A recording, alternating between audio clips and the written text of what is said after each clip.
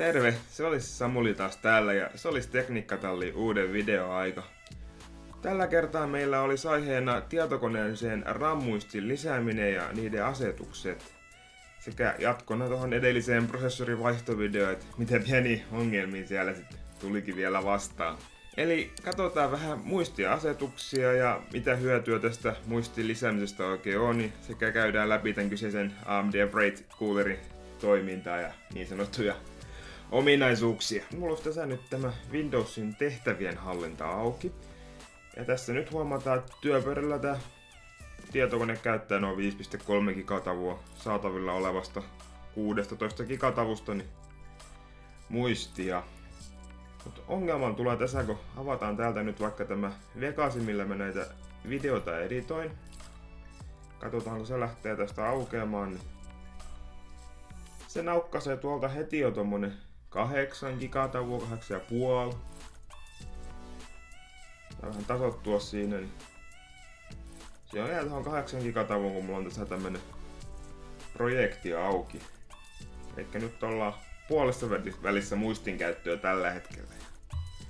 Sitten kun täältä vielä laitetaan renderöimään tuota videota, niin huomataan, että alkaa ahistamaan niin sanotusti, että sieltä lähtee muistia haukkaamaan.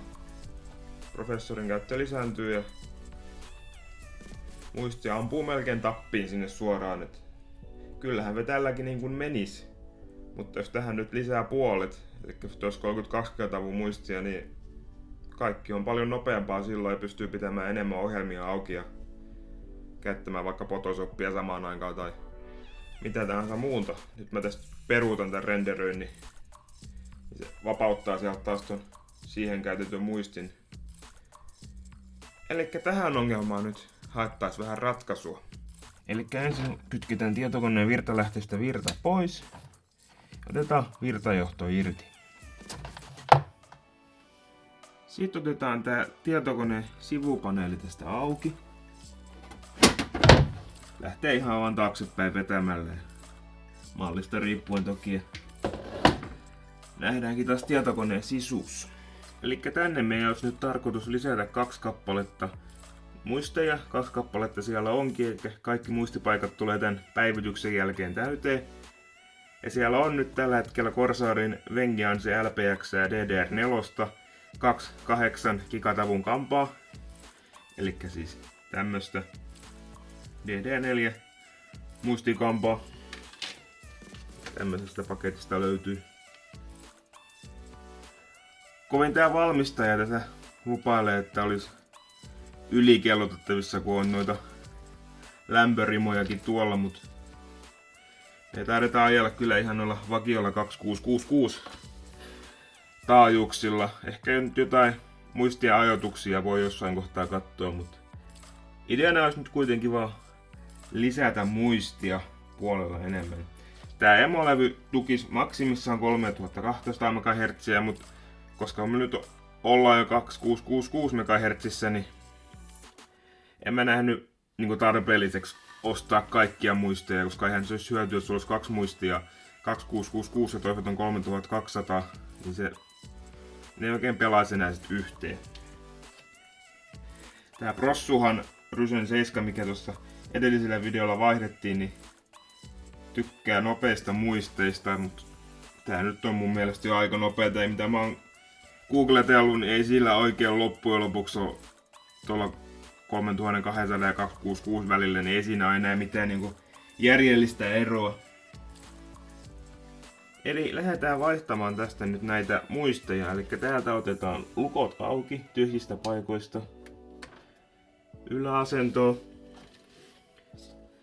Sitten otetaan täältä muistia. Pistetään toi alakanta ensin niin tonne alas. Eli tästä vaan. Noin, että tuntuu, että se asettuu tonne alas.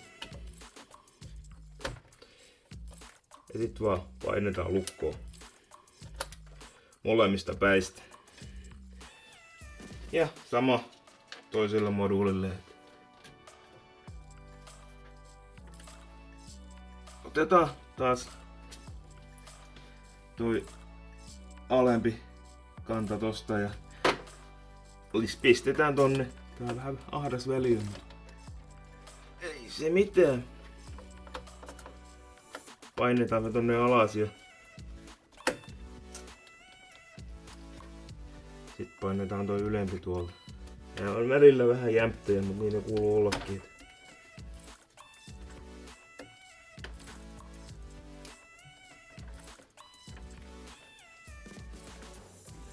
No, hän ei nyt halua mennä sinne, kuten sanoin, on jämptejä. Kone kaatuu. Se taas uusiksi. Eli katsotaan, että muisti oikein päin. Ei, koitettiin väärinpäin näkee tuosta Corsair-tekstistä. Eli tälläkin on väliä. Auttaa.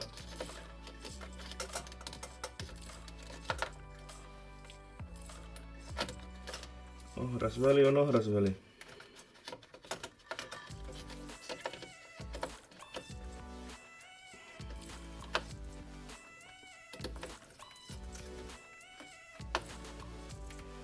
Pitää tänne aika suoraan niinku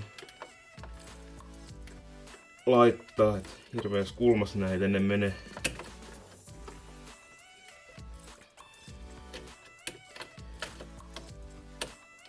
No, nyt rupee uppo. Eli tärkeää on, että nämä lukot täällä ja muoviset on muisteja vasten hyvin kiinni niin täällä ylhäällä kuin täällä alempanakin. Siitä tietää, että muisti on mennyt hyvin paikoilleen. Mutta eiköhän me lähdetä testaamaan tätä kokoonpanoa. Sitten laitetaan kone päälle ja katsotaan, että löytyykö uudet muistit. Ja mennään BIOSiin katsomaan, että sielläkin on kaikki asetukset kunnossa.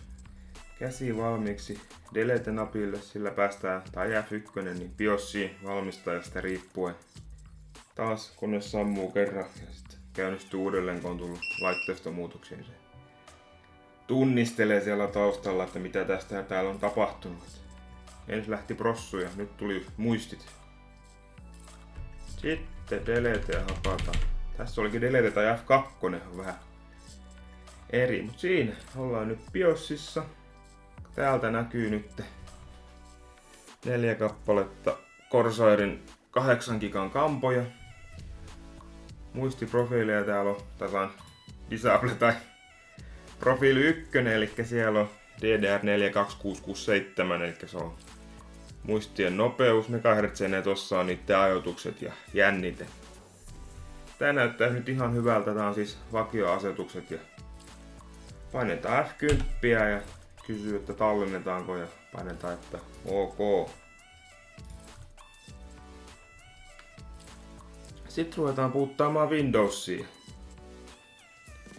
Sieltä se lähti puuttaamaan nyt normipuuttia ja todennäköisesti päästään Windowsinkin asti. Et näytti sen verran hyvältä toi BIOSin puoli ainakin.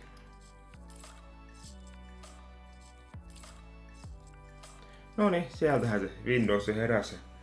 Katsotaan nyt vähän, että miten muistinkäyttö on muuttunut. No niin, nyt on muisti päivitetty ja niin kuin täältä nyt huomataan, niin 5.8 on käytössä niin kuin oli ennenkin. Ja nyt täällä on muuttunut tämä, että 31.9 gigatavua eli melkein 32 gigatavua olisi käytettävissä. Ja täältä me nähdään, että muistien nopeus on edelleen 2666 MHz ja 4/4 paikkaa käytössä.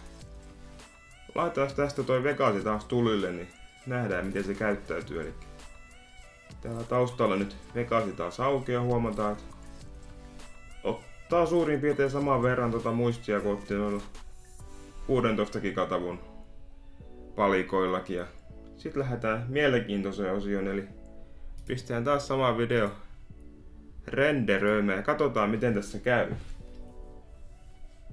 Eli sieltä lähtee hakemaan muistia vähän. Suurin piirtein tässä kohtia vissiin viimeksi pääsi ahistamaan, kun 16 gigatavua oli raja, mutta nyt mennään ohi niin, että soi. Eli muistille on selvästi ollut lisätarvetta. Sieltä haukkaa vieläkin lisää, käyrä nousee vaan. Katsotaan mihin kohtaan se asettuu. Nyt vaan ainakin heti sanoa, että renderöinti on jo hiukan nopeampaa kuin ennen, että tämmönen huomio. Katsotaan mikä oli riittävä taso tälle, kun tuosta asettuisi nyt vaan. No niin, eli tossa näyttää, että 18 gigatavoa olisi semmonen, mihin hän on tyytyväinen, että siinä pysytään noin suurin piirtein. Eli 16 gigatavoa oli ennen, niin se oli aika rajoilla. Että nyt oli selvästi ihan hyödyllinen päivitys, että nyt jää vielä reilusti muistia käytettäviä muillekin ohjelmille samaan aikaisesti. Ja prosessoritihakin näyttäisi olevan vielä vajaa puolet tuolla. Peruutetaan tää renderöinti nyt tästä ja tiputetaan muistinkäyttö tonne ja pistetään Vegasi kiinni. Ollaan taas tuossa työpöytä käytössä. Sitten katsotaan vielä vähän prosessorivaihdon niin sanottua jälkipykkeä. Mitä pieniä ongelmia siinä sitten vielä huomasin, kun oli asennettu, oli vähän käyttänyt. No niin, eli ton prosessorin kanssa oli tosiaan alkuun vähän lämpöongelmia ja ihmetteli, että mikäs juttu, kun AMDn vakio Wraith Cooleriakin on kehuttu, että se on ihan niinku yllättävän hyvää tommoseksi mukana tulevaksi cooleriksi. Mistä kiikastaa, että onko tahna huono tai jotain, että kattoin tahnat, mutta ei ole mitään vikaa siellä. Niin. Mutta ongelma löytyi sitten loppujen lopuksi tämmöisestä jutusta. Täällä on tämmönen low ja high kytkin täällä prossun alapuolella tai prossun tuulettimen alapuolella ja se vaikuttaa tämän prosessorin pyörimiseen, prosessorin tuulettimen pyörimiseen. Siellä on eri profiilit, vaikka emolevy ajaisikin 100%, niin se ei pyöri 100 ja silloin jäähdytyshän huononee ja prosessori ylikuumenee. Eli nyt kun tää kytkin on high-asennolla, niin näytetään miten tää käyttäytyy. Eli täällä on lämpötilat 40 suurin piirtein työpöydällä ja tossa me nähdään käyrää, miten toi tuuletin ohjautuu aina lämpötilan mukaan. Laitetaan tästä rasitus päälle ja tosta nähdään prosessorin käyttö ja tosta sitten miten lämmöt lähtee nousemaan, niin katsellaan sitä siinä hetken aikaa. Elikkä alkuun ne lähtee ihan reippaasti vaan nousuun ja sit kun kelataan pari minuuttia eteenpäin, niin ne on jäänyt tuohon 60 asteen tienoille pyörimään paikalleen. Pysyy aika hyvin siinä täydelläkin kuormalla. No niin kuin nyt huomaatte siinä 5 minuuttia jauhoja. Lämmöt pysyy tuossa karvan alle 60 asteet. On kyllä ihan pätevän oloinen cooleri. Ja tosiaan ne ampui tonne 8.5 niin että tietokone sammutti itsensä kun meni lämmöt yli. Et se ei pyörinyt jotain, mitähän se olisi pyörinyt 2200 eli 60% niin kuin tuolla nyt lukee ohjauksessa taas 2200, nyt tuolla on 3500 fatasella, että on vielä varaa. Että tällaista sisältöä tällä kertaa ja jos tykkäsitte siitä, niin tilatkaa toki kanava, niin tulee varmasti lisää kaikenlaista ja koitetaan saada tuossa kevään edessä autopuoltakin, kun on tosiaan tekniikka ja sitten tämä talliosio tässä, niin saada sitä tähän mukaan. Ei sen ihmeellisempiä. Seuratkaa Facebookissa ja Instagramissa ja nähdään seuraavassa videossa. Se olisi moro!